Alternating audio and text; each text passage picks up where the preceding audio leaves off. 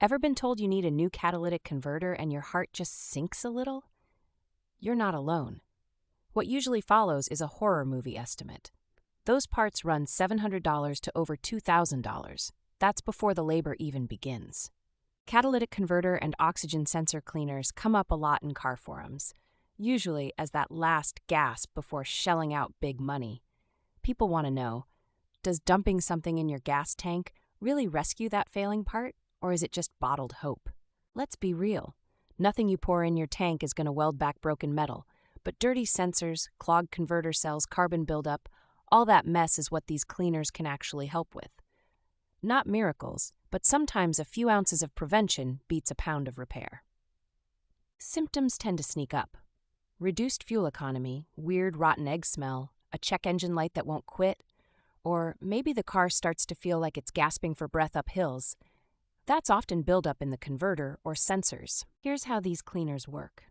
Most contain solvents that break down carbon deposits as you drive. They pass through with your exhaust, scouring away layers of grime that have collected, especially if you take short trips, idle a lot, or run older gas. A typical process? Pour the cleaner into a nearly empty tank, fill up, then do a long drive. Think 50 to 70 miles at highway speeds. The heat and chemical combo give your exhaust system its best spa day. If you're stuck in city traffic, results can be a lot weaker. A lot of people expect a magic fix overnight, but the science here is more like rust dissolving in vinegar. It takes time, and you might need a couple treatments. For me, it took 3 runs over a month to see my check engine light finally tap out. Pro tip here, not every cleaner is created equal. Look for ones with solid reviews. Brands like Catalytic or CRC are popular for a reason. You'll see plenty of off-label bottles at the auto parts store that promise big, but with sketchy results. Now, pain point.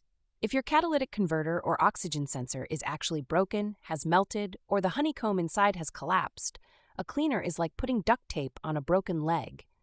At that point, a pro mechanic is your only real rescue. If it's borderline, though, the right cleaner can clear sensors, knock down emissions, and get you through that emissions test. I saw an emissions drop of 25% on my old Camry after a single treatment, a numbers game that can buy you precious time and dollars. You'll want to reset any error codes after. Pro tip, disconnect your battery for a couple minutes or use a cheap OBD2 scanner. This lets the computer relearn after you run the cleaner, otherwise old codes might linger for weeks. If you live somewhere with wet weather and tons of short trips, hello Portland, make this part of your maintenance routine every 5,000 miles. It beats having an expensive part die early from neglect. Just another hack to keep your car and your wallet running smooth.